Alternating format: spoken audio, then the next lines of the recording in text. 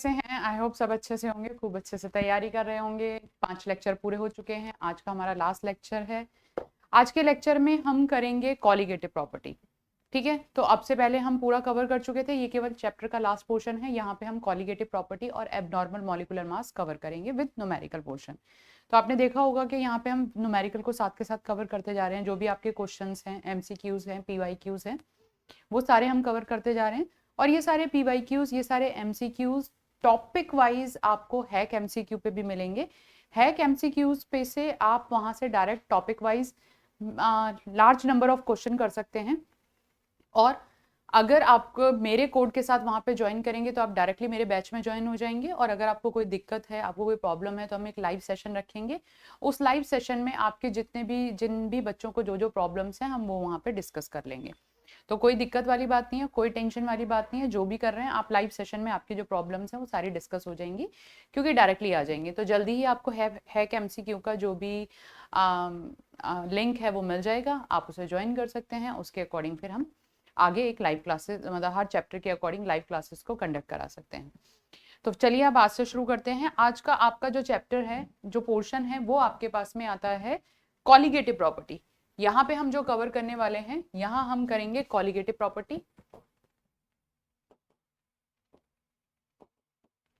Colligative property और colligative properties के साथ में जो भी कॉलिगेटिव प्रॉपर्टी है, और abnormal molar mass, abnormal molar mass, ये हम पूरा आज कवर कर देंगे। यही इस चैप्टर का लास्ट है, जो कि आज कंप्लीट हो जाएगा। तो सबसे पहले हमारे पास में आता है कॉलिगेटिव प्रॉपर्टी। कॉलिगेटिव प्रॉपर्टी को डिफाइन करेंगे तो सबसे इंपॉर्टेंट चीज क्या है? Those property which depend upon the number of solute particle, not on the nature of solute particle. तो सिंपल ये चीज हमेशा ध्यान रखना, नंबर ऑफ सॉल्यूट पार्टिकल पे डिपेंड करेगी। यानी कि colligative property are the physical property of solution that depend on the concentration of the solute particle और the moles of the solute per unit mass. Per unit mass में आपके solute के कितने moles मिल रहे हैं, volume of the solvent, rather than the chemical identity of the solvent. It means those property which depend upon the number of solute particle in per unit volume, that is called colligative property. It do not depend on the nature of solute particle. अब यहाँ पे आपके पास में these property are observed in the dilute solution and assumed to be ideal behavior. तो ये जो property हैं, आप इनको डाइल्यूट सॉल्यूशन में ही ऑब्जर्व करते हैं और आइडियल सॉल्यूशन की तरह जो बिहेव करती है उनके अकॉर्डिंग हम बात करते हैं यहाँ पे के, क्योंकि अगर आपका डाइल्यूट सॉल्यूशन होगा तो ये बेस्ट होंगी। तो अब आपके पास में आता है types of colligative property. Types of colligative property में आपके पास में आता है 4 मेन कॉलिगेटिव प्रॉपर्टी आपके पास में है। Number 1, relative lowering of vapour pressure. Number 2, elevation in boiling point. Number 3, depression in freezing point. And number 4, osmotic pressure. ये चारों प्रॉपर्टीज जो होती हैं, ये आपकी कॉलिगेटिव प्रॉपर्टी हैं, जो depend on the nature of number of solid particle, not on the nature of solid particle. तो अब हम इसको ड्राइव करेंगे कि नेचर के सॉल्यूट के नंबर ऑफ पार्टिकल पर डिपेंड करती है। जैसे कि अगर आपने एक ग्लास पानी लिया, आपने 2 ग्लास पानी लिया, एक में आपने 1 मोलर सॉल्यूट डिसॉल्व किया, सेकंड में आपने 2 मोलर सॉल्यूट डिसॉल्व किया, तो ये दोनों जो ग्लास में जो प्रॉपर्टी आएंगी वो डिफरेंट डिफरेंट हो जाएंगी। तो ये बेसिकली आपके पास में relative lowering of vapour pressure, depression in freezing point, elevation in boiling point और ऑस्मोटिक प्रेशर, ये चारों आपकी कॉलिगेटिव प्रॉपर्टी हैं। तो सबसे पहले आपके पास में आता है relative lowering in vapour pressure. वैसे इसका डेरिवेशन मैं पहले ही करा चुकी हूँ, बट तब भी हम यहाँ पे एक बार करेंगे, तो पर थोड़ी जल्दी करेंगे क्योंकि मैं इसको ऑलरेडी आपको करा चुकी हूँ। रॉल्स लॉ पे ही बेस था, और रॉल्स लॉ में जब आप सॉलिड इन लिक्विड को डिस्कस करते हैं तो वो आपके पास में relative lowering of vapour pressure को ही डिफाइन करता है। तो बेसिकली अगर हम किसी भी सॉल्वेंट में, सॉल्वेंट का अपना एक वेपर प्रेशर होता है, ये आप पहले ही पढ़ चुके हैं। तो सॉल्यूट का अपना जो प्योर सॉल्वेंट होगा उसका अपना वेपर प्रेशर होगा, जिसे हम पी नॉट से रिप्रेजेंट करते हैं। जब आपने इस सॉल्वेंट में सॉल्यूट पार्टिकल डिसॉल्व किए तो सॉल्यूट पार्टिकल आपके इंटरमॉलिक्यूलर स्पेस में आ जाएंगे। जो सॉल्वेंट का स्पेस जो था, उस स्पेस के बीच में आपके पास में सॉल्यूट पार्टिकल आ जाएंगे। जैसे कि अगर आप यहाँ पे देखो तो आपको बिल्कुल क्लियरली दिखाई दे रहा है, ये जो ग्रीन ग्रीन कलर आ रहे हैं ये आपके सॉल्यूट पार्टिकल है। तो जब आपने सॉल्वेंट में सॉल्यूट पार्टिकल डिसॉल्व कर दिया, तो आप यहाँ से क्लियर देखो कि जो आपके पास में सॉल्वेंट का जो वेपर प्रेशर है और जो सॉल्यूशन का जो वेपर प्रेशर है उसमें फर्क होगा। फर्क कैसे होगा? पहली चीज, आप जो यहाँ पे डिस्कस कर रहे हो, आप सॉलिड सॉल्यूट को सॉल्वेंट में डिसॉल्व कर रहे हो, यानी कि रॉल्स लॉ जो आपने सॉलिड इन लिक्विड के लिए डिसॉल्व किया, डिस्कस किया था, सेम वही चीज है। यानी कि यहाँ पे मेरे पास में जो सॉल्यूशन है, जो मेरे पास में सॉल्वेंट है, वो तुम्हारे पास में मान लेते हैं PA0 है। अब मैंने क्या किया, यहाँ पे इस पानी में चीनी मिला दी, तो चीनी मिलाने के बाद में जो आपके पास में वेपर प्रेशर हो गया, मैंने उसे PS लिख दिया। ठीक है, ये भी देखो क्लियर सा दिखाई दे रहा है, ये आपके पास में प्योर सॉल्वेंट है, सॉल्वेंट का आपके पास में वेपर प्रेशर ज्यादा है, तो ये वाला जो आपके पास में मरकरी का लेवल होगा वो डाउन होगा। अब क्या होगा, जब आपके पास में सॉल्यूशन आ गया, सॉल्यूशन के वेपर प्रेशर कम होंगे तो आपका ये मरकरी का लेवल ऊपर चला जाएगा, और कितना ऊपर गया तो उसके अकॉर्डिंग आप relative lowering in vapour pressure कितना कम हो गया, रिलेटिवली आप उसे कैलकुलेट करेंगे, तो इसे relative lowering of vapour pressure कहते हैं। पहली बात, वेपर प्रेशर कम क्यों होता है? वेपर प्रेशर सॉल्वेंट के इंटरमॉलिक्यूलर स्पेस में आ जाता है, वो उसको कवर भी कर लेता है, तो अब क्या होगा, कम सॉल्वेंट पार्टिकल आपके बनेंगे, कम सॉल्वेंट आपका वेपर में कन्वर्ट होगा, कम सॉल्वेंट पार्टिकल नहीं बनेंगे, आपका जो सॉल्वेंट है अब जो उसके वेपर्स बन रहे थे वो पहले के कंपैरेटिवली कम बनेंगे। यानी कि यहाँ पे आपको क्लियर ये बात पता होनी चाहिए कि PA0 greater than PS, S for solution है, पर ये जो यहाँ पे PS आ रहा है, जो वेपर बन रहे हैं, वेपर केवल आपके पास में सॉल्वेंट के ही बन रहे हैं बेटा, और आप यहाँ पे हमने तो सॉल्वेंट को A लिया है, तो यहाँ पे आपके पास में जो वेपर बन रहे हैं वो केवल सॉल्वेंट के बन रहे हैं, और सॉल्वेंट के वेपर बन रहे हैं, तो आपके पास में जो PS होगा that will be equals to PA and this will be equals to XA into PA0, यही होगा आपके पास में। ठीक है, यानी कि आपके पास में जो वेपर प्रेशर ऑफ जो सॉल्यूशन आएगा वो वेपर प्रेशर ऑफ सॉल्वेंट के इक्वल होगा, क्योंकि सॉल्यूट तो वेपर में कन्वर्ट नहीं हो रहे हैं आपके पास में, and that will B XA into PA0। तो मैं इसे ऐसे भी लिख सकती हूँ, यानी कि मैं इसे लिखूंगी PA upon PA0 is equals to XA, दोनों तरफ को मैंने 1 में से सब्ट्रैक्ट कर दिया, तो मेरे पास में आया PA upon PA0 is equals to 1 minus XA, तो ये तुम्हारे पास में आ गया PA0 minus PA upon PA0 is equals to 1 minus XA को आप क्या लिख सकते हो, XB। तो ये आपके पास में आ गया relative lowering of vapour pressure. आपका वेपर प्रेशर डाउन हुआ, कितना डाउन हुआ, रिलेटिवली आपने कैलकुलेट किया, यानी कि आप क्या करोगे, आप यहां पे लिख सकते हो, ये आपके पास में आएगा PA0 माइनस PS, क्योंकि ये PA जो है वो PS के इक्वल ही तो है, तो यहाँ पे आप PA की जगह आप इसे PS भी लिख सकते हैं, ये आपके पास में PS आ गया। तो हमारे पास में PA0 minus PA lowering in vapour pressure है, लोअरिंग इन वेपर प्रेशर, और जब आप उसको रिलेटिवली निकाल रहे हो, A0 के रेस्पेक्ट में निकाल रहे हो, तो आप इसे बोलते हो relative lowering of vapour pressure. तो relative lowering of vapour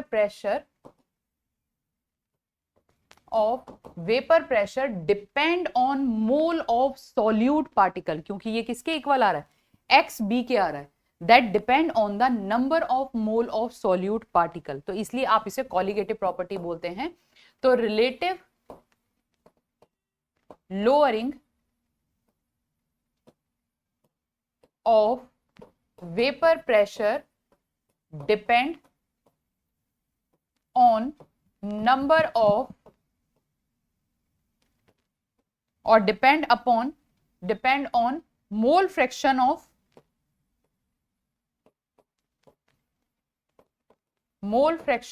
solute के मोल फ्रैक्शन पे डिपेंड करेगी, या फिर आप उसे number of mole of solute particle के अकॉर्डिंग भी ले सकते हैं। मोल फ्रैक्शन आप सॉल्यूट के रेस्पेक्ट में ले रहे हैं, तो सॉल्यूट के मोल पे ही इनडायरेक्टली वो डिपेंड कर रही है, मतलब डायरेक्टली भी डिपेंड कर रही है। तो ये आपके पास में होता है relative lowering in vapour pressure.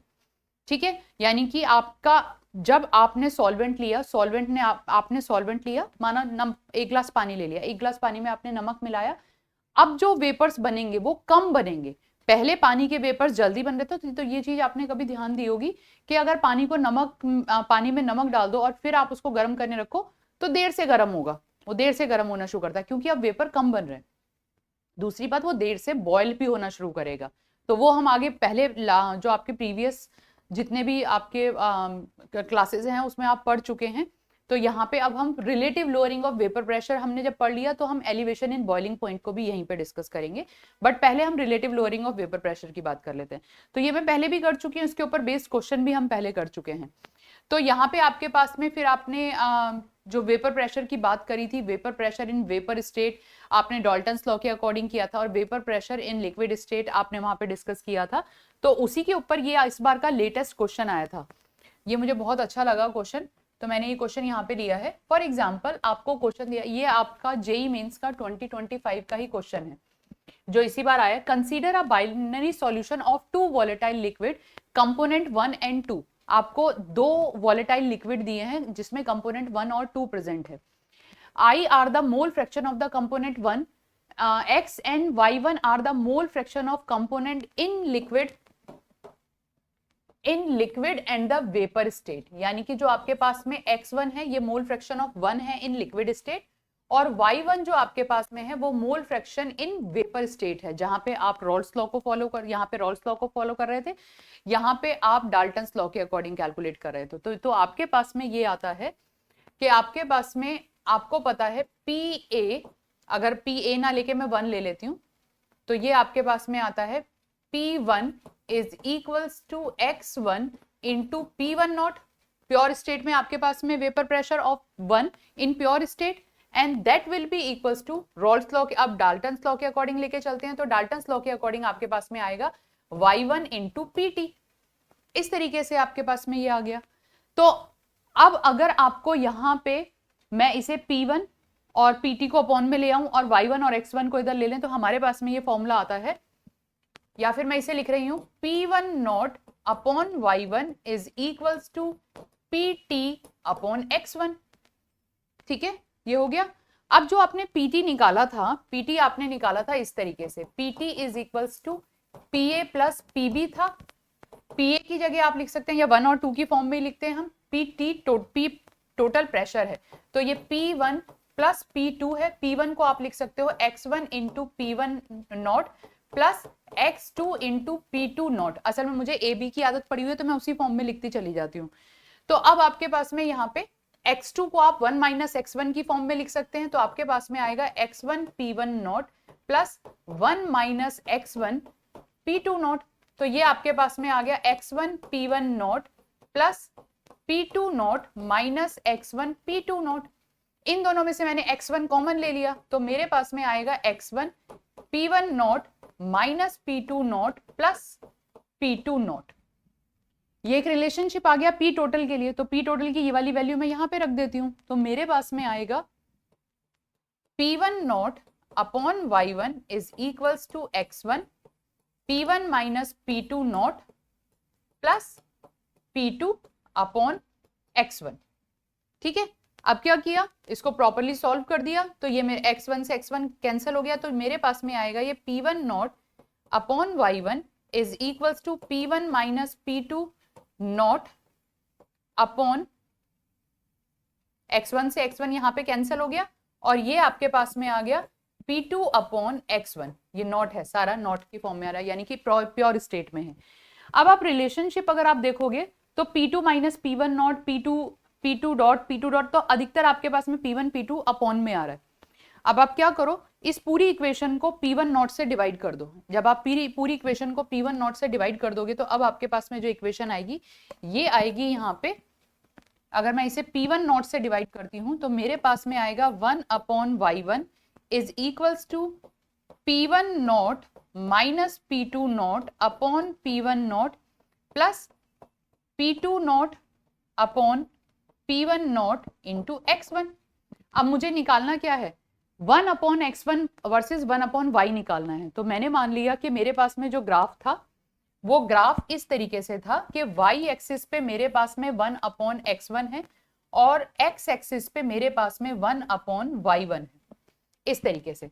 तो यहाँ पे जब हम ग्राफ के लिए इंटरसेप्ट और स्लोप निकालते हैं तो हमारे पास में आता है y is equals to mx plus c. ये वाला फॉर्मूला आपको अप्लाई करना है। तो y मेरे पास में 1 अपॉन x1 है, ये 1 अपॉन x1 है, m इंटू एक्स की वैल्यू मेरे पास में 1 अपॉन y1 आएगी प्लस सी। ये मेरे पास में स्लोप होता है और ये मेरे पास में इंटरसेप्ट होता है। ठीक है, तो मुझे ये पूरी इक्वेशन को इसी फॉर्म में लिखना है। अब तो मेरे पास में तो यहाँ पे ये x नहीं, ये देखो मैं इस इक्वेशन को वहां पे ले जाके फिर सॉल्व करूंगी। तो ये मेरे पास में आई है 1/y1 is equals to P1 naught minus P2 naught upon P1 not plus P2 naught upon P1 into x1, ये है। बट मुझे क्या चाहिए, मुझे 1/x1 इधर चाहिए, ठीक है। तो अब मैं क्या करूंगी, सबसे पहली बात ये वाली जो टर्म है आपके पास में, इसे मैं माइनस में इधर ले जाती हूं और ये वाला आपके पास में मल्टीप्लाई में आ जाएगा। तो या फिर आप इसको फिर तो चलो अब कर ही लेते हैं, इसको कर ही लिया। तो ये हमारे पास में आएगा 1/y1 माइनस, ये आपके पास में हो जाएगा, अगर मैं इसे माइनस कर रही हूं तो माइनस करके ये मेरे पास में आ जाएगा minus P1 naught minus P2 naught upon P1 not is equals two plus, ये तो है ही आपके पास में P2 naught upon P1 into x1। Cross multiply कर दिया पूरे में, तो ये मेरे पास में अगर मैं पूरे में इसे क्रॉस मल्टीप्लाई करती हूँ तो मेरे पास में आता है P1 नॉट अपॉन y1, उल्टा कर दिया, मुझे पहले ये कर लेना चाहिए था, minus P1 not P1 minus P2 naught upon P1 not आपके पास में पहले ही है और P2 नॉट को डिवाइड में ले आए हैं, तो ये आपके पास में आ गया P2 नॉट, ये हो गया P2 naught, that is equals to 1/x1, ये अपॉन में है,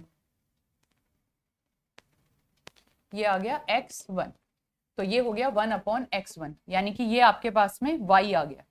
अब मैं इसको सॉल्व करूंगी तो ये आपके पास में हो गया P1 naught upon P2 not into 1/y, यानी कि स्लोप मेरे पास में आ गया P1 naught upon P2 not.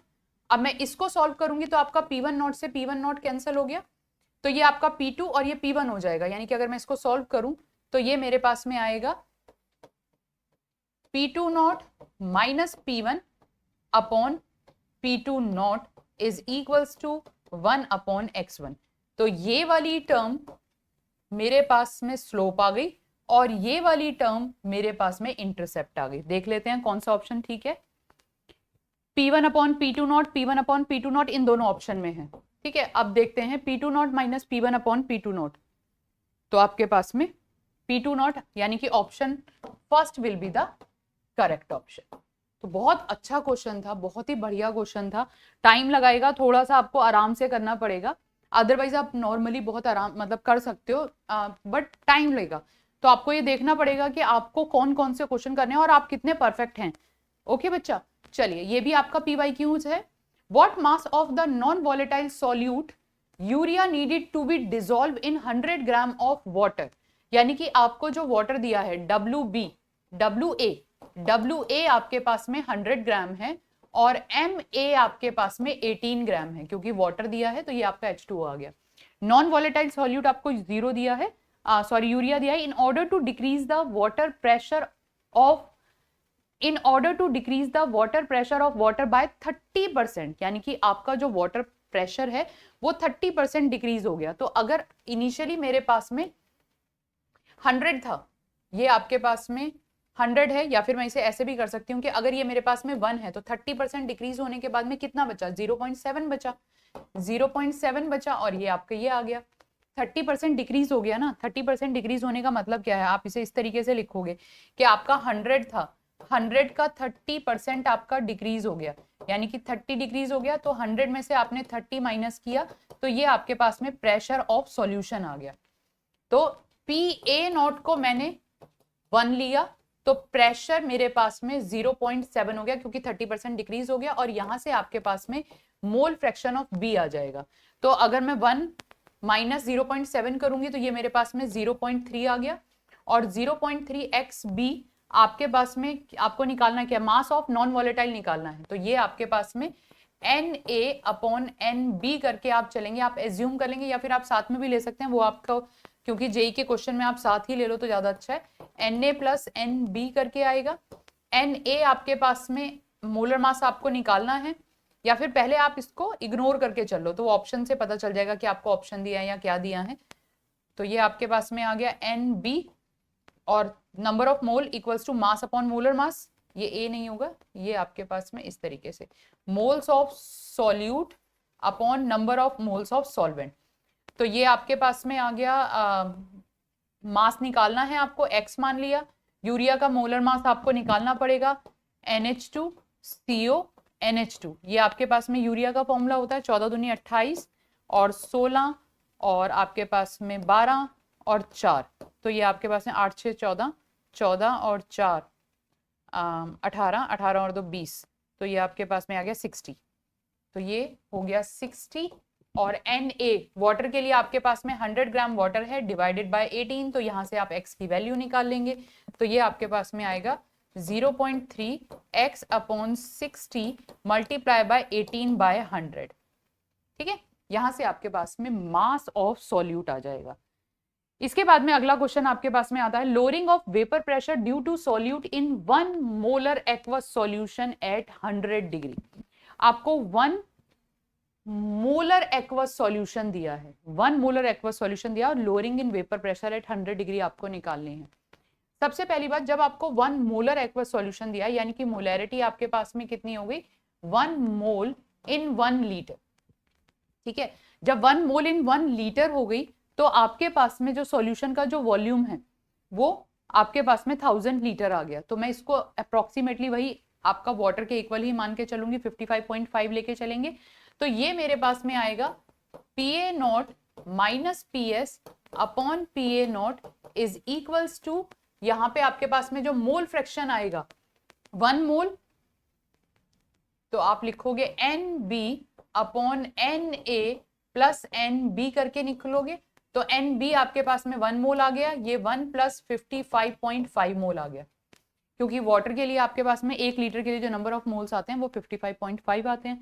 तो यहां से आपके पास में ये आ जाएगा PA0 minus PS upon PA is equals to 1 upon 56.5।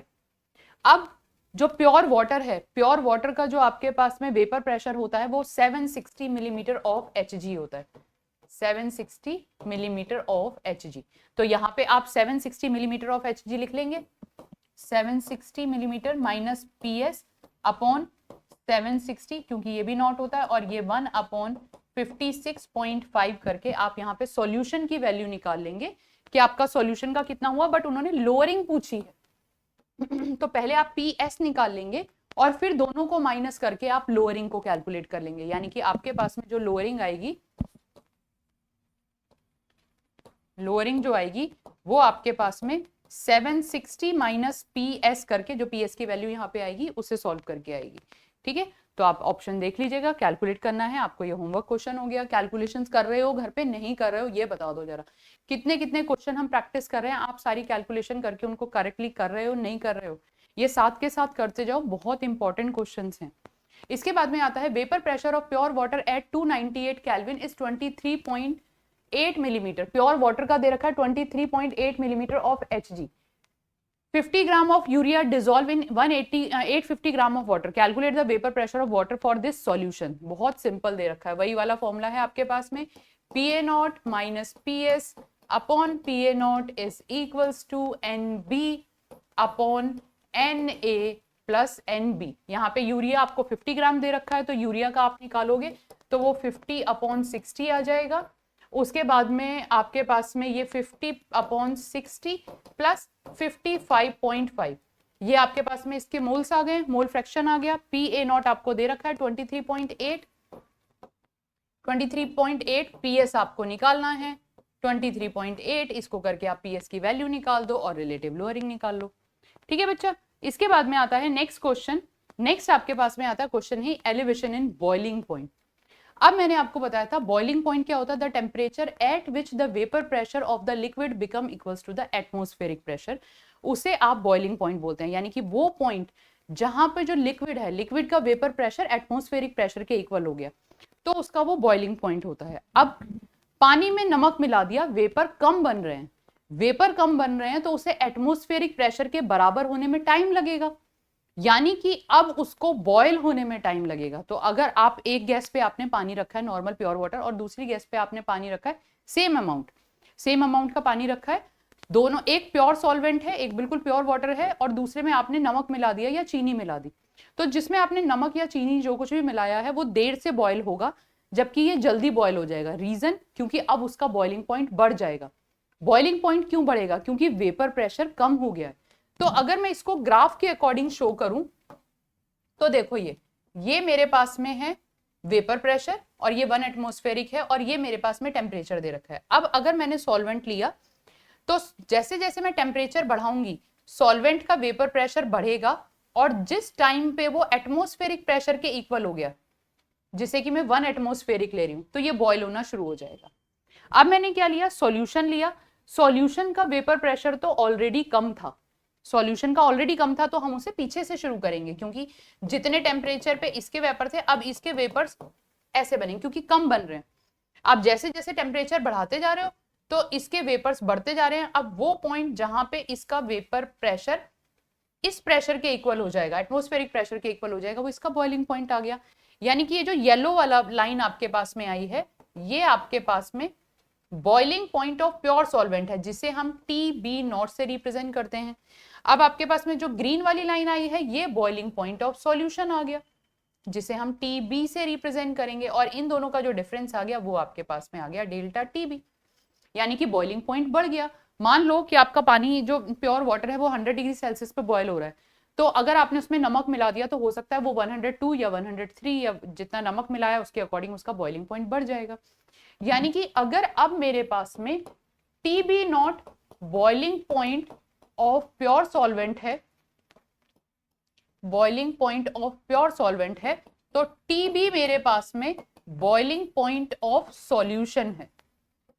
ठीक है, तो मुझे कितना बॉइलिंग पॉइंट इंक्रीज करा है? डेल्टा TB मेरे पास में आएगा TB0, डेल्टा TB मेरे पास में आएगा TB माइनस TB0, जो बढ़ गया ज्यादा वाले में से कम वाले को माइनस करना है, तो ये मेरे पास में आ गया डेल्टा TB माइनस TB0। अब यहां पे जो आपके पास में बॉइलिंग पॉइंट है, हमने कहा ये कॉलिगेटिव प्रॉपर्टी है, यानी कि ये number of mole of solute particle पे डिपेंड करेगी। तो डेल्टा TB आपके पास में होता है directly proportional to molality, molality के डायरेक्टली प्रोपोर्शनल होता है। तो delta TB is equals to KB into M, आप इसे लिख सकते हैं, जहां पे आपके पास में KB आता है molal elevation constant, molar elevation constant, या फिर इसी को आप एब्यूलियोस्कोपिक कांस्टेंट भी बोलते हैं, यानी कि KB हमारे पास में आता है एब्यूलियोस्कोपिक स्कोपिक कांस्टेंट। ठीक है, और ये जो आपके पास में KB है, इस KB को आप कैसे कैलकुलेट करते हैं? ये आपके पास में आता है KB is equal to R into M1 into delta TB square upon 1000 into delta H of vaporisation, where R आपके पास में क्या है? R आपके पास में गैस कांस्टेंट है, जिसकी वैल्यू आपके पास में 0.083 जूल पर केल्विन पर मोल या 8.314 लीटर एटमॉस्फेरिक पर केल्विन या पर मोल होगी। इसके बाद में आपके पास में M1 मोलर मास आ गया ऑफ सॉल्वेंट। इसके बाद में डेल्टा TB आपके पास में बॉइलिंग पॉइंट ऑफ सॉल्यूशन आ गया और डेल्टा H आपके पास में एंथैल्पी ऑफ वेपोराइजेशन आ गई। ये आपके पास में आता है एंथैल्पी ऑफ वेपोराइजेशन। तो ये भी आपका फॉर्मूला काफी इंपॉर्टेंट है। ठीक है, तो इसे एब्यूलियोस्कोपिक कांस्टेंट भी बोलते हैं, ये आपको याद होना चाहिए। अब आपके पास में जितना ज्यादा सॉल्यूट आप उसमें डिसॉल्व करेंगे बॉइलिंग पॉइंट उतना बढ़ता चला जाएगा। मोलैलिटी आपको पहले से ही पता है। अगर आप मोलैलिटी की बात करेंगे तो मोलैलिटी आपके पास में होता है number of mole of solute upon mass of solvent in kg, तो ये आपके पास में होती है मोलैलिटी। अब क्वेश्चन आता है हमारे पास में, distinguish between the boiling point of the liquid and the normal boiling point of the liquid. देखो, boiling point of the liquid आपका जो जिस पे वो बॉयल हो रहा है, नॉर्मल बॉइलिंग पॉइंट हम लेते हैं जो 1 एटमॉस्फेरिक पे हम कैलकुलेट करते हैं, कि हम नॉर्मली जो मानते हैं कि हमारे पास में जो प्लेन एरिया है वहां पे जो एटमॉस्फेरिक प्रेशर है वो 1 एटमॉस्फेरिक है। तो उसे नॉर्मली, मैंने बोला ना नॉर्मली मानते हैं हम ये। तो जो प्लेन्स में आपका एटमॉस्फेरिक प्रेशर होता है वो 1 एटमॉस्फेरिक होता है। तो 1 एटमॉस्फेरिक के अकॉर्डिंग अगर आप निकाल रहे हो तो उसे आप नॉर्मल बॉइलिंग पॉइंट कहते हो। बट अब आप जिस एरिया में रह रहे हो वहां पे जो एटमॉस्फेरिक प्रेशर है वो 1 एटमॉस्फेरिक नहीं है, तो उस केस में उसका जो बॉइलिंग पॉइंट होगा वो बॉइलिंग पॉइंट कहलाएगा। मतलब उसे आप बॉइलिंग पॉइंट कहेंगे, आप उसे नॉर्मल बॉइलिंग पॉइंट नहीं कहेंगे। नॉर्मल बॉइलिंग पॉइंट, वाटर का normal boiling point 100 degree Celsius है, क्योंकि वो जो बॉइलिंग पॉइंट आपने निकाला है वो 1 एटमॉस्फेरिक पे निकाला है। तो नॉर्मल बॉइलिंग पॉइंट आपका 1 एटमॉस्फेरिक पे कैलकुलेट होता है। ठीक है, बस इतना सा फर्क है, बहुत ही छोटी सी चीज है, क्वेश्चन आया हुआ है एग्जाम में। इसके बाद में अगला क्वेश्चन आपके पास में आता है, calculate the molar mass of a substance 1 gram of which when dissolve in 100 gram of water. आपको मोलर मास ऑफ सॉल्यूट निकालना है, gives a solution boiling point 100.1 degree Celsius. तो जब आपने उस सॉल्यूट को मिलाया तो आपके पास में जो बॉइलिंग पॉइंट हो गया वो 100.1 डिग्री सेल्सियस हो गया at pressure of 1 atmospheric. KB for the water आपको दे रखा है। तो सबसे पहली बात, आपके पास में जो डेल्टा टी बी आएगा वो आपके पास में, वाटर आपका कितने पे बॉयल होता है 100 डिग्री पे, तो ये आपके पास में आ जाएगा 100.1 माइनस 100, तो ये आपके पास में आ गया 0.1 डिग्री सेल्सियस। ठीक है, बट सेल्सियस, अब आप कहोगे यहाँ पे सेल्सियस है तो मैं इसे यहाँ पे केल्विन में बदलता हूँ, वो नहीं करना है। रीजन, अगर आप यहाँ पे लेते हो 100 को, अगर आप लोगे तो ये आपके पास में 373.1 आएगा, ये आपके पास में 373 आएगा, और डिफरेंस तब भी आपके पास में 1 केल्विन ही होगा। ये बच्चे बहुत गलती कर देते हैं, इसलिए पहले बता रही हूँ डिफरेंस है। डिफरेंस केल्विन में ले लो चाहे सेल्सियस में ले लो, दोनों सेम ही होंगे। तो आपके पास में जो डिफरेंस इन बॉइलिंग पॉइंट आ गया वो 0.1 केल्विन आ गया। आप टाइम सेव कर लो, केल्विन में मत बदलो, डायरेक्टली कर दो, कोई फर्क नहीं पड़ेगा। यहाँ पे कोई फर्क नहीं पड़ेगा। तो आपके पास में डेल्टा टीबी आ गया। डेल्टा टीबी आपके पास में 0.1 केल्विन है, यूनिट के लिए तो आपको ये केल्विन में ही लिखना पड़ेगा। के बी आपको दे रखा है 0.52 केल्विन केजी पर मोल। मोलैलिटी आप निकालोगे तो आपके पास में 1 ग्राम है। मोलर मास आपको निकालना है, मोलर मास ऑफ बी, और आपको दे रखा है 100 gram of water. 100 gram of water divided by 18, तो 1000 के लिए 55.5 है, 100 ग्राम के लिए 5.5 आ जाएगा, 5.55। तो ये आपके पास में आएगा 0.1 केल्विन इज इक्वल्स टू 0. अब देखो केल्विन से यहाँ पे केल्विन कैंसिल हो गया, ये आपके पास में ये के मोल पर केजी होगा। ये आपके पास में मोल पर केजी है, तो केजी से केजी कैंसिल हो गया, मोल से मोल कैंसिल हो गया। तो आपको क्या निकालना था, मोलर मास निकालना था ना, तो वो अपने आप ऑटोमेटिकली मोलर मास की टर्म में आ जाएगा। तो ये 0.5 इंटू 1/mb इंटू, इसको मैं अगर डायरेक्टली लिख दूं या फिर आप 18/100 करके आप कर सकते हो, आपकी मर्जी, आपको जैसे सॉल्व करना है। वैसे मैं इसे 5.5 कर देती, 5.5 को इससे मल्टीप्लाई कर देती, यहाँ पे फिर इसे आके डिवाइड कर देते, तो आंसर आ जाएगा आपके पास में। ठीक है, इसके बाद में आता है 2 moles of ethylene glycol and glucose each are dissolved in 500 of gram of water। अब आपके पास में यहाँ पे 2 mole of ethylene glycol and glucose each are dissolved in 500 gram of water। The boiling point of the resulting solution is given। Ebullioscopic constant 0.52 दे रखा है, तो आपको बॉइलिंग पॉइंट ऑफ वाटर निकालना है, कितना हो जाएगा। पहली बात तो इंक्रीज होगा, तो इनमें ये तो हो ही नहीं सकता, कम तो होगा ही नहीं, इंक्रीज होगा। तो इन तीनों में से कोई ऑप्शन आएगा, क्योंकि आपका 373 होता है, 373 से ज्यादा होगा। तो अब आगे बात करते हैं।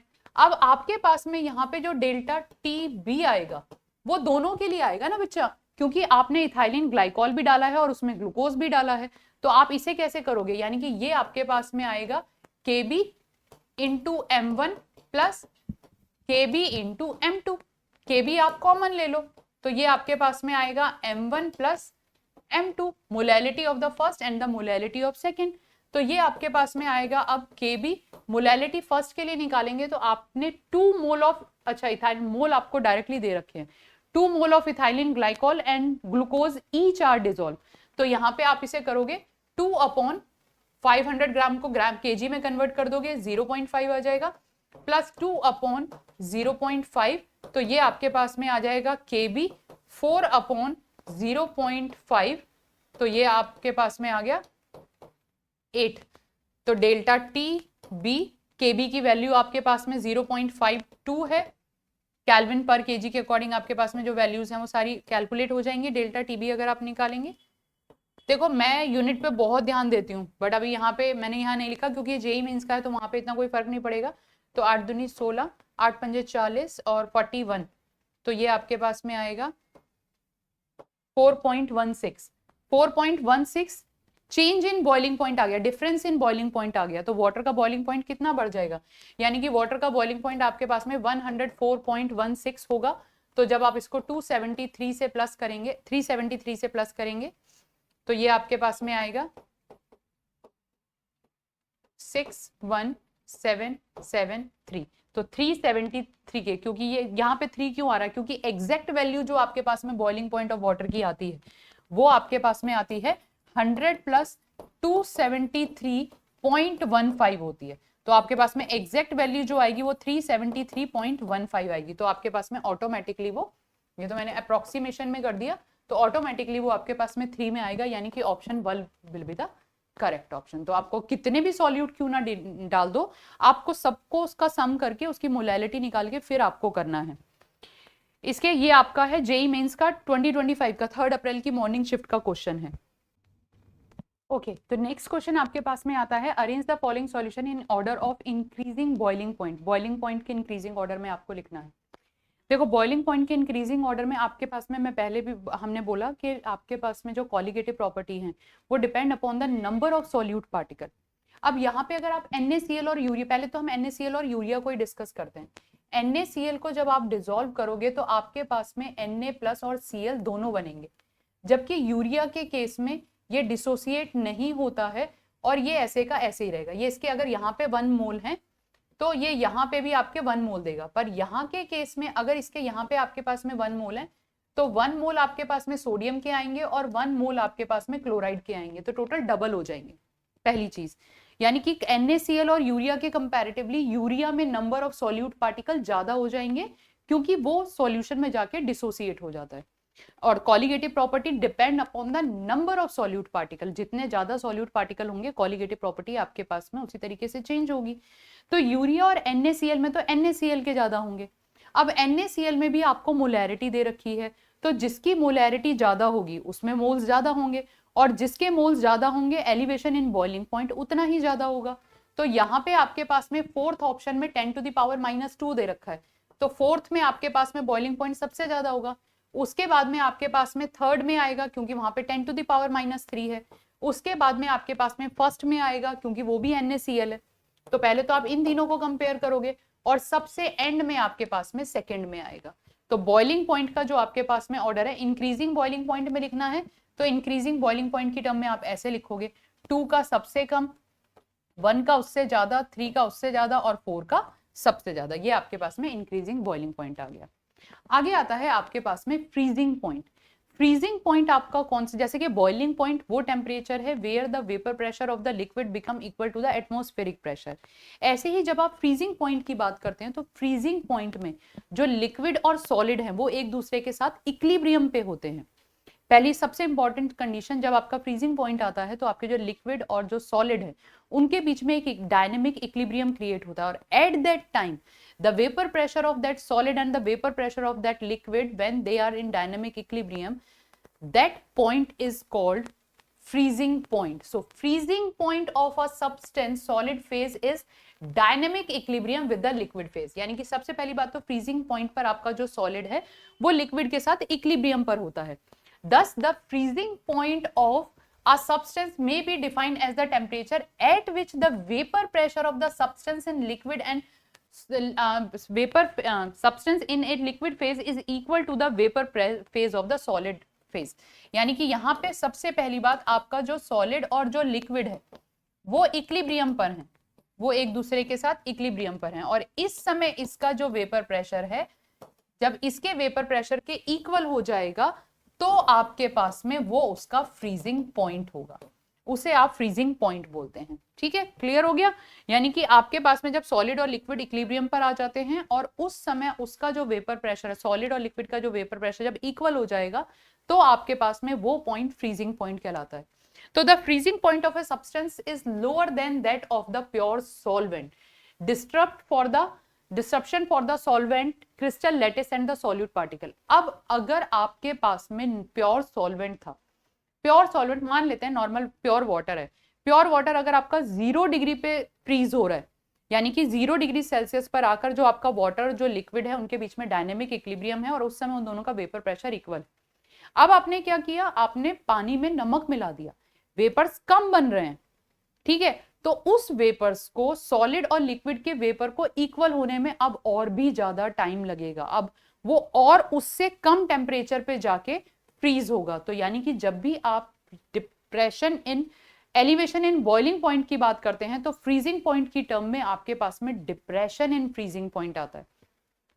और इसी चीज को हम यूज भी करते हैं, फ्रीजिंग पॉइंट जैसे आपका प्योर वाटर 0 डिग्री सेल्सियस पे फ्रीज हो रहा है, तो अब क्या है, जहां पे बहुत ठंड है और ठंड में हम चाह रहे हैं कि टेम्परेचर -2 के आसपास है, पर हम चाह रहे हैं कि वहां पे जो पानी है वो पानी फ्रीज ना हो, तो आप उसमें नमक मिला दो, क्या होगा, पानी आपका 0 डिग्री सेल्सियस पे फ्रीज हो जाता है, आपने क्या किया, पानी में नमक मिला दिया, तो अब वो उससे भी कम टेम्परेचर पे जाके फ्रीज होगा, तो वो उस 0 डिग्री टेम्परेचर पे फ्रीज नहीं होगा, इसे हम बोलते हैं डिप्रेशन इन फ्रीजिंग पॉइंट।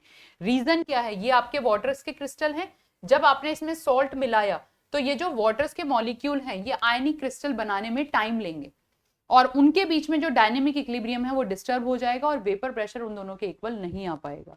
तो यहाँ पे अगर आप ग्राफ देखते हैं तो ग्राफ आपका आता है इस तरीके से, यानी कि ये वाला जो पॉइंट है ये आपके पास में सॉल्वेंट का वेपर प्रेशर, आप जैसे जैसे टेम्परेचर बढ़ाते जा रहे हैं सॉल्वेंट का वेपर प्रेशर बढ़ता जा रहा है, और इस पॉइंट पे आपके जो सॉल्वेंट का वेपर प्रेशर है और जो लिक्विड सॉल्वेंट का जो वेपर प्रेशर, यानी सॉल्वेंट की बात कर रहे हैं, यानी कि ये वो पॉइंट है, ये वो पॉइंट है जहां पे आपका पानी और बर्फ का जो वेपर प्रेशर है वो इक्वल हो गया, ये अब आपका इक्वल हो गया ऐसे करके।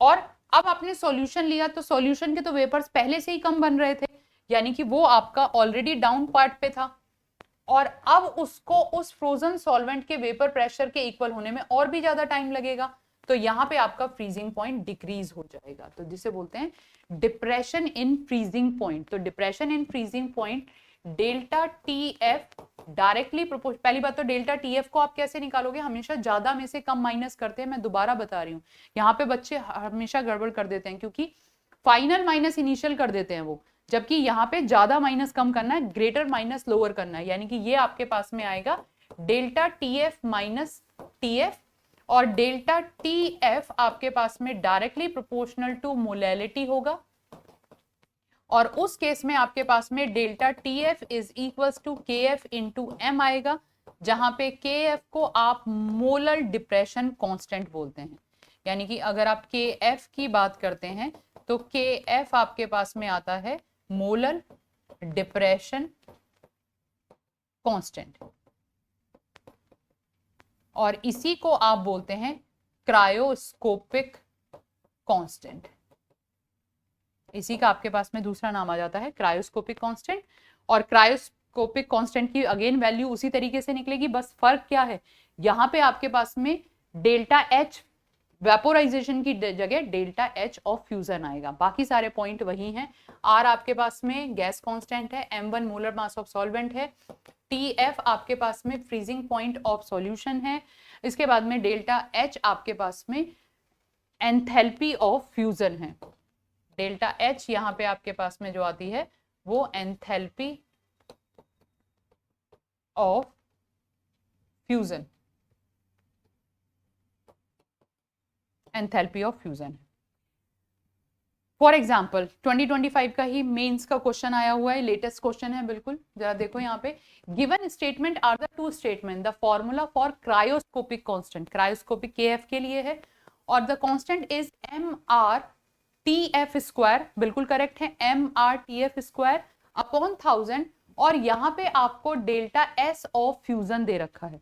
एक्चुअली आपके पास में जो डेल्टा एच ऑफ फ्यूजन है, एंथैल्पी ऑफ फ्यूजन और एंट्रोपी ऑफ फ्यूजन दोनों सेम ही हैं, क्योंकि जब आपके पास में स्टेट चेंज हो रहा होता है तो उस समय जो आपकी हीट होती है वो लेटेंट हीट होती है, और उस लेटेंट हीट को हम एंट्रोपी ही बोलते हैं, ठीक है। तो ये आपके पास में बिल्कुल करेक्ट है, तो कोई दिक्कत नहीं है, क्योंकि लेटेंट हीट है और लेटेंट हीट आपके एंट्रोपी की टर्म में भी आती है। तो के एफ स्टेटमेंट 1 आपकी करेक्ट है, KF water is greater than the benzene in light of the above statement, but actually अब यहाँ पे अगर आपको वैल्यूज याद नहीं होंगी तो आप नहीं कर पाओगे। KF आपके पास में बेंजीन का जो फ्रीजिंग पॉइंट KF जो क्रायोस्कोपिक कांस्टेंट बेंजीन का होता है वो आपका वाटर के क्रायोस्कोपिक कांस्टेंट से ज्यादा होता है। तो ये आपको एनसीईआरटी में एक टेबल भी दे रखी है। अब आपको पता है कि अगर यहाँ से क्वेश्चन आ रहे हैं तो वो टेबल याद करो। आपको पता है एनसीईआरटी की एक एक लाइन में से क्वेश्चन आ रहे हैं। बहुत इंपॉर्टेंट है, बहुत ज्यादा इंपॉर्टेंट है। जो भी आपको टेबल्स दी हैं, वो सब चीजें दी हैं, वो याद करनी है आपको। तो यहाँ पे आपके पास में आता है स्टेटमेंट सेकंड इज रॉन्ग, तो first is correct and second is wrong. इसके बाद में नेक्स्ट आता है what is the freezing point depression constant of a solvent. आपको डेल्टा टीएफ निकालना है, कांस्टेंट निकालना है, केएफ निकालना है। What is freezing point depression constant, it means आपको केएफ निकालना है। 50 gram of which contain 1 gram non volatile solute, molar mass भी दे रखा है सॉल्यूट का, the decrease in freezing point भी आपको दे रखा है। यानी कि डायरेक्टली आपके पास में आपको पता है delta TF is equals to KF into M. Delta TF आपको 0.40 के दिया हुआ है। इसके बाद में केएफ आपको निकालना है। मोलैलिटी निकालने के लिए what is the freezing point depression constant for a constant of a solvent 50 gram of which, solvent का ग्राम भी दे रखा है। तो ये आपके पास में जब आप इसमें मोलैलिटी निकालेंगे तो ये आपके पास में आएगा 1/256 और ग्राम को केजी में बदलेंगे 0.050 केजी। तो यहां से आप केएफ निकाल सकते हैं कैलकुलेशन करके। ठीक है बच्चा, चलिए इसके बाद में आपके पास में आता है नेक्स्ट क्वेश्चन। हमारे पास नेक्स्ट टॉपिक हमारे पास में आता है ऑस्मोसिस। ऑस्मोसिस आपके पास में है क्या? The movement of solvent particle from lower concentration to higher concentration through semi permeable membrane. यानी कि ये हमारे पास में आता है movement of solvent particle from lower concentration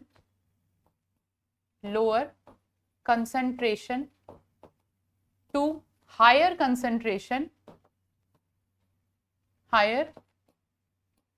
concentration through semi permeable membrane। यानी कि ये आपके पास में आएगा through semi परमिएबल मेम्ब्रेन। पहली बात आपकी जो सेमी परमिएबल मेम्ब्रेन होती है ये हाईली स्पेसिफिक होती है। हाईली स्पेसिफिक कैसे? सॉल्वेंट पार्टिकल पास आउट हो पाते हैं, सॉल्यूट पार्टिकल पास आउट नहीं हो पाते हैं। सेमी परमिएबल मेम्ब्रेन से आपके जो सॉल्वेंट पार्टिकल है वो मूव कर पाएंगे, सॉल्यूट पार्टिकल मूव नहीं करेंगे। तो ऑस्मोसिस क्या है? The movement of solvent particle, जो आपका सॉल्वेंट है, सॉल्वेंट के पार्टिकल लोअर कंसंट्रेशन से हायर कंसंट्रेशन की तरफ जा रहे हैं। अब आप ये देखो, यहाँ पे कंसंट्रेशन कम है, ये मान लेते हैं मैं C1 है और ये मेरे पास में C2 है, तो C1 की वैल्यू C2 से कम है।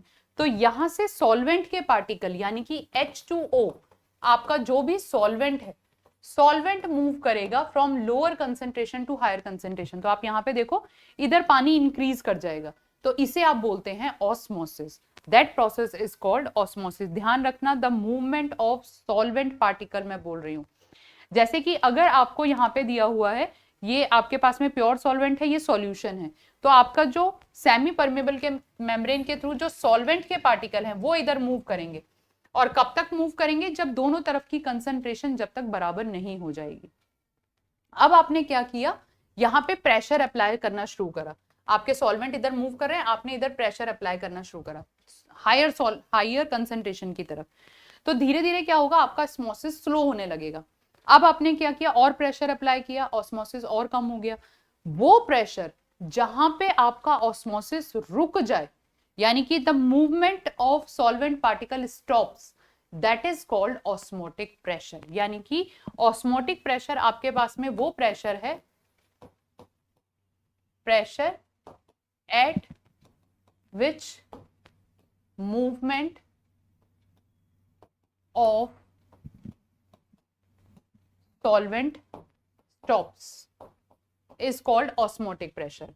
और ऑस्मोटिक प्रेशर को आप रिप्रेजेंट करते हैं पाई से, and pi is directly proportional to concentration. और कंसंट्रेशन आपको पहले ही पता है number of mole upon volume के इक्वल होती है। और pi is directly proportional to temperature, यानी कि ऑस्मोटिक प्रेशर को आप पाई से रिप्रेजेंट करते हैं। ये आप पाई से रिप्रेजेंट करते हैं, तो ये आपके पास में आ गया pi is directly proportional to C into T, या फिर pi is equals to RCT। जैसे कि आपके पास में आइडियल गैस इक्वेशन थी, पर वहां पे आपके पास में PV is equals to nRT था, तो अगर आप C की जगह N/V रख दोगे तो आपके पास में वही इक्वेशन आ जाएगी, यानी कि pi is equals to N/V RT, या फिर pi V is equals to nRT। और एक चीज ध्यान रखना, जो आपका जितनी भी कॉलिगेटिव प्रॉपर्टी है ये डाइल्यूट सॉल्यूशन के लिए ही वर्क करती हैं, तो ये थोड़ा ध्यान करके चलना। अगर आप कंसंट्रेटेड सॉल्यूशन ले लोगे तो आपको दिक्कत होगी, मतलब तो फिर आपकी प्रॉपर्टीज की वैल्यू ढंग से नहीं आएगी। नेक्स्ट आपके पास में आता है एप्लीकेशन ऑफ ऑस्मोसिस। एप्लीकेशन को आप ऑस्मोसिस को कहाँ कहाँ यूज करते हैं, हमारी डेली लाइफ में बहुत यूज होता है ऑस्मोसिस। जैसे कि प्लांट जमीन में से जो पानी खींच रहे हैं, जो बायो वाले बच्चे हैं वो जानते होंगे, प्लांट जब जमीन में से पानी खींचते हैं तो वो ऑस्मोसिस के थ्रू ही खींचते हैं। तो biological cellular function, osmotic pressure maintain the water balance in living cells. दूसरी चीज, ह्यूमन बॉडी के अंदर, हमारी बॉडी में जो सेल्स के अंदर जो मूवमेंट, जो आपके पास में प्लाज्मा और जो वाटर का जो मूवमेंट होता है वो भी ऑस्मोसिस के थ्रू होता है। तो in humans osmotic pressure is capillary count fluid exchange, जो फ्लूइड एक्सचेंज होता है ब्लड और टिश्यू के बीच में, वो भी ऑस्मोटिक प्रेशर के थ्रू होता है। फूड प्रिजर्वेशन में आपने देखा होगा कि जब भी हम घर में अचार वगैरह डालते हैं तो हम क्या करते हैं, आम के अचार पे पहले नमक डाला के उसे रख देते हैं। उससे क्या होता है, उसमें जो उसमें पानी वगैरह वो बाहर निकल आता है, तो एक्सोस्मोसिस होता है। अभी वो बात भी करते हैं कि एक्सोस्मोसिस क्या है और एंडोस्मोसिस क्या है। उसके बाद में मेडिसिन, काफी मेडिसिन आपकी ऑस्मोटिक ड्रग डिलीवरी के अकॉर्डिंग ही यूज होती हैं, कि वहां पे आपके लोअर कंसंट्रेशन और हायर कंसंट्रेशन के अकॉर्डिंग वो काम करती हैं। इसके बाद में जब भी कभी जैसे कि बहुत वीकनेस आ गई बॉडी में, या फिर आपको कभी बीमार पड़ गए हैं, तो बॉडी में अगर फ्लूइड की कमी हो गई है, तो जो ग्लूकोज चढ़ाते हैं वो एक्चुअली क्या होता है, वो आपका जो सेल के अंदर आपके पास में जो कंसंट्रेशन है उतनी ही कंसंट्रेशन के ब्लड को आप वाटर को बॉडी के अंदर आईवी के थ्रू डालते हैं, क्योंकि अगर कंसंट्रेशन अलग हो जाएगी तो हो सकता है आपकी सेल के अंदर ऑस्मोसिस हो जाएगा। और ऑस्मोसिस अब किस तरीके का हो सकता है वो भी डिस्कस करते हैं। तो basically the solution must be isotonic. अब यहाँ पे आइसोटोनिक, हाइपरटोनिक और हाइपोटोनिक आता है, वो भी बात करेंगे। भी वाटर प्यूरिफिकेशन में आपका यूज होता है, इंडस्ट्रियल वेस्ट में यूज होता है, जो आपके पास में, तो पहले उसी को डिस्कस कर लेते हैं। अब क्या हुआ, अगर दोनों तरफ की, मैंने आपको क्या बोला, अगर दोनों तरफ की कंसंट्रेशन सेम हो गई है, यहाँ पे आपकी सेमी परमेबल मेम्ब्रेन है, अगर दोनों तरफ की कंसंट्रेशन सेम है, यानी कि अगर ये C1 है और C1 इक्वल्स टू C2 हो गया, तो ऑस्मोसिस नहीं होगा।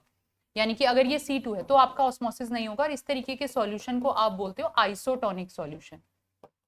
दोनों तरफ की कंसंट्रेशन सेम है, यानी कि two solution of identical osmotical process are separated by semi permeable membrane, तो वहां पे आपके पास में कोई ऑस्मोसिस नहीं होगा, and that type of the solution is called isotonic solution.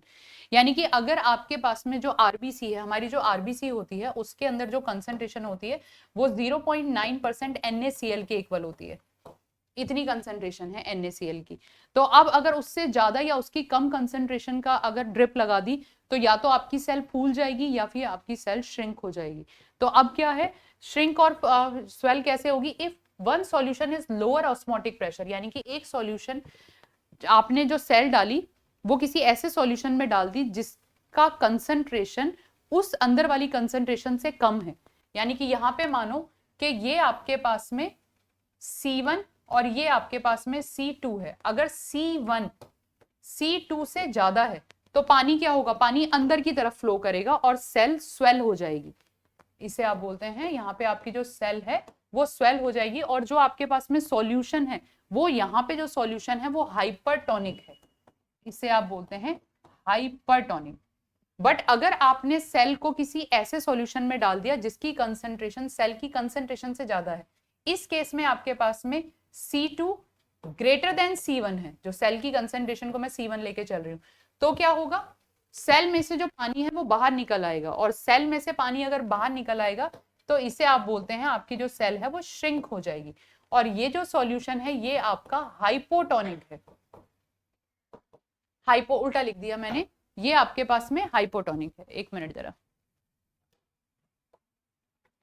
तो यहां पे आपके पास में जो सॉल्यूशन आएगा, जब आपकी सेल श्रिंक होगी तो ये आपके पास में लोअर कंसंट्रेशन से हायर कंसंट्रेशन की तरफ जा रहा है, इसमें श्रिंक हो रही है, तो ये आपके पास में हाइपरटोनिक है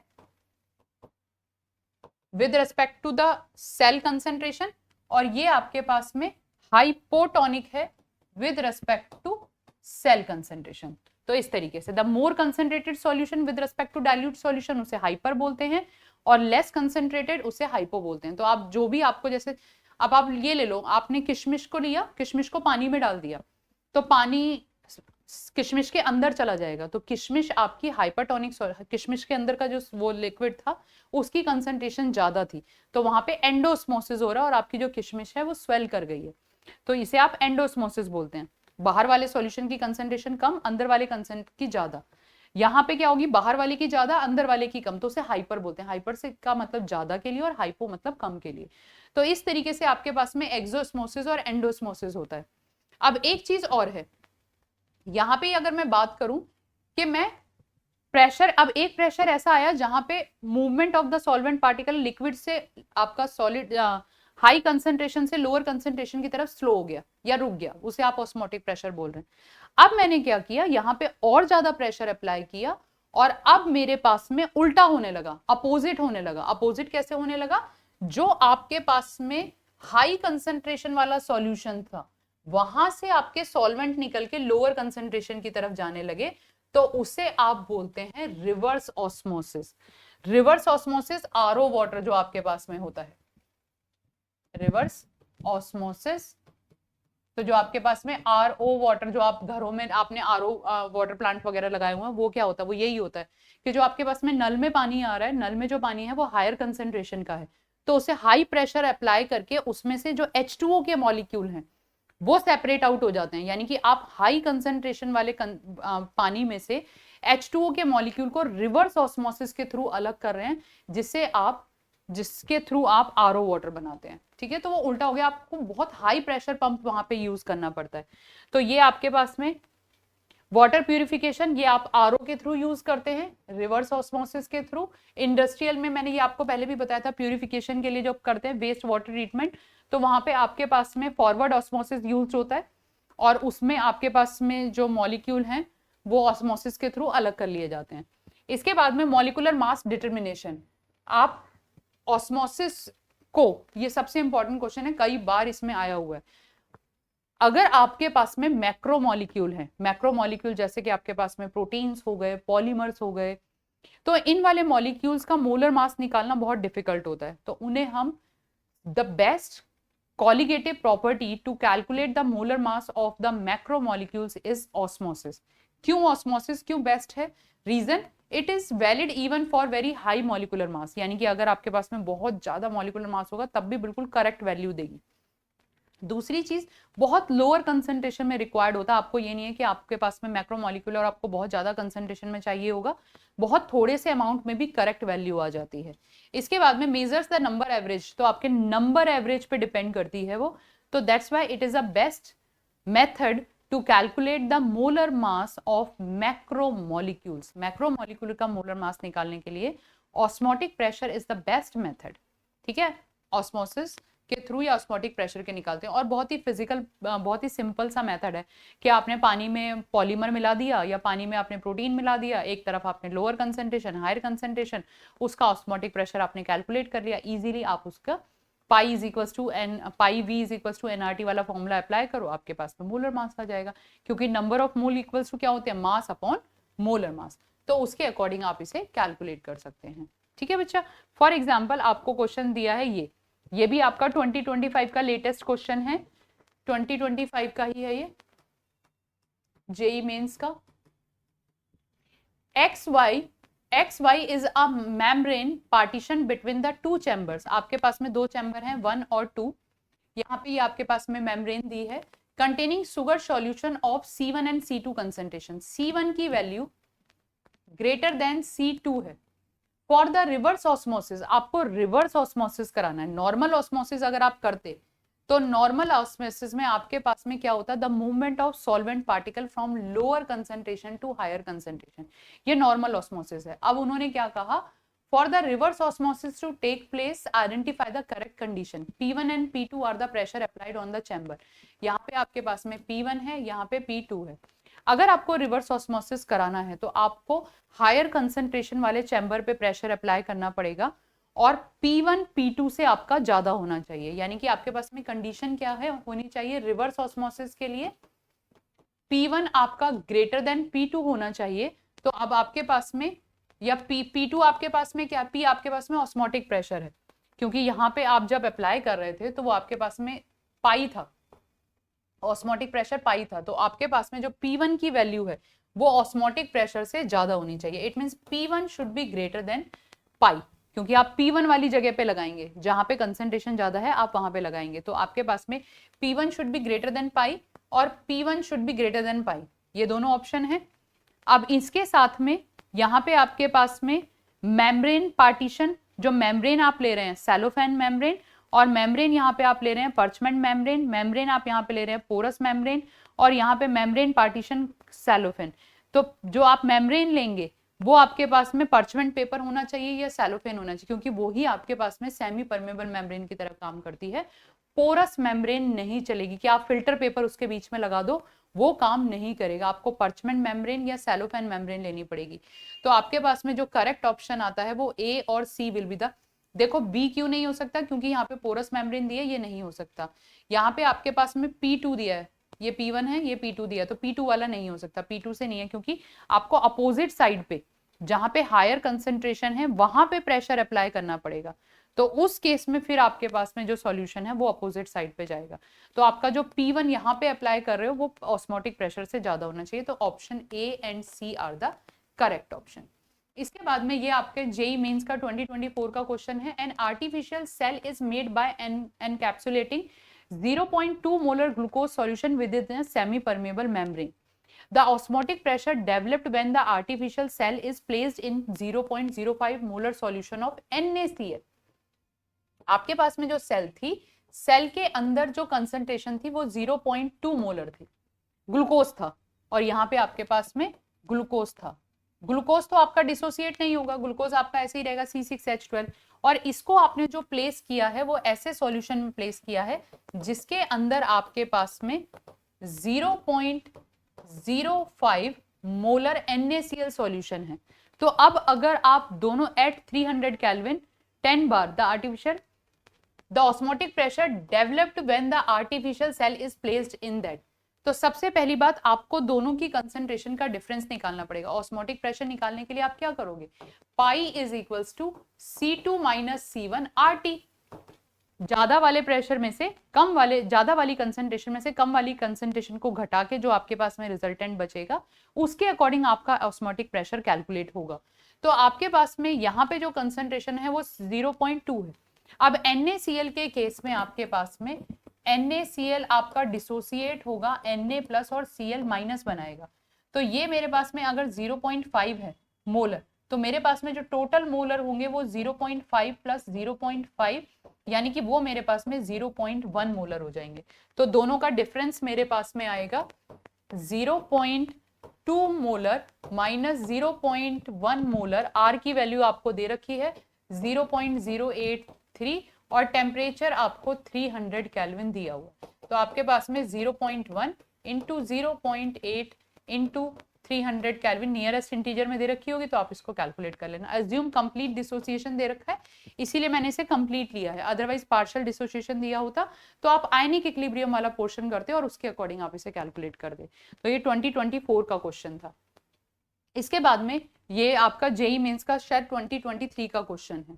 तो यहाँ पे आपके पास में आता है 0.5 molar copper sulphate when treated with 0.1 molar potassium dichromate gives green color solution of Cu2Cr2O7 the semi permeable membrane। तो बीच में आपको सेमी परमेबल मेम्ब्रेन दी है, यहाँ पे आपको स्लाइड X दी है और यहाँ पे आपको स्लाइड Y दी है, ठीक है। और यहाँ पे आपको जो कंसंट्रेशन दी है कॉपर सल्फेट की वो 0.05 है और ये आपके पास में 0.01 है। तो अब आपको देखते ही लगेगा कि क्या होना चाहिए, जो क्योंकि उस समय दिमाग नहीं चल रहा था क्लास, मतलब एग्जाम के टाइम में वैसे ही बहुत कम टाइम होता है, तो सोचने की मतलब इतने ज्यादा दिमाग हमारा चलता नहीं है कि एग्जामिनर हमारे क्या पूछना चाह रहा है। बेसिकली हम क्या देखेंगे, इधर कंसंट्रेशन कम है इधर कंसंट्रेशन ज्यादा है, तो K2Cr2 इधर मूव कर जाएगा और मूव करेगा तो आपका Cu2Cr2O7 बन जाएगा। बिल्कुल सही बात है, देख लेते हैं अभी ये सही है या नहीं है। तो हम क्या करेंगे, ग्रीन कलर फॉर्मेशन जो बन रहा है वो observe due to Y side, यहाँ पे बनेगा, या फिर green colour formation observe on the X side, X side तो नहीं बनेगा, नॉर्मल सी बात है क्योंकि ये इधर मूव करेगा। मोलैरिटी, बट एक्चुअली आपने ध्यान नहीं दिया, ध्यान किस चीज पे नहीं दिया, मूवमेंट ऑफ सॉल्वेंट पार्टिकल होता है, सॉल्यूट पार्टिकल मूव नहीं करते हैं, सॉल्यूट आपका मूव नहीं करेगा, आपका सॉल्वेंट मूव करेगा, सॉल्वेंट मूव करेगा तो इस तरफ से आपका केवल H2O मॉलिक्यूल मूव करेगा, और जब H2O मॉलिक्यूल मूव करेगा तो वहां पे कलर कोई चेंज नहीं होगा, वो तो रिएक्शन अलग से दे रखी है उन्होंने, कोई कलर चेंज नहीं होगा, यानी कि ये दोनों ही गलत हैं। Molarity of K2Cr2 solution is lowered, यहाँ पे आपका सॉल्वेंट पार्टिकल होगा तो मोलैरिटी लोअर नहीं होगी, मोलैरिटी हायर हो जाएगी, क्योंकि आप उसमें से सॉल्वेंट को निकाल रहे हो, जबकि सॉल्वेंट आपका कॉपर सल्फेट की तरफ जाएगा तो वहां पे आपकी मोलैरिटी लोअर्ड हो जाएगी। तो ये आपके पास में ऑप्शन 4। क्वेश्चन बहुत बढ़िया, मतलब ट्रिकी क्वेश्चंस होते हैं इनको, और कुछ नहीं समझे, मतलब क्वेश्चन बहुत बढ़िया, बस आपके बेसिक्स इतने स्ट्रांग होने चाहिए कि क्वेश्चन एग्जामिनर कहीं से भी दे दे आप आराम से कर सकते हो। ठीक है, अब आपका बचा है केवल एबनॉर्मल मोलर मास, क्योंकि बहुत बड़ी क्लास हो गई, एबनॉर्मल मोलर मास कल करेंगे क्योंकि इसके क्वेश्चंस भी काफी सारे हैं, तो बाकी की क्लास हम कल कवर करेंगे।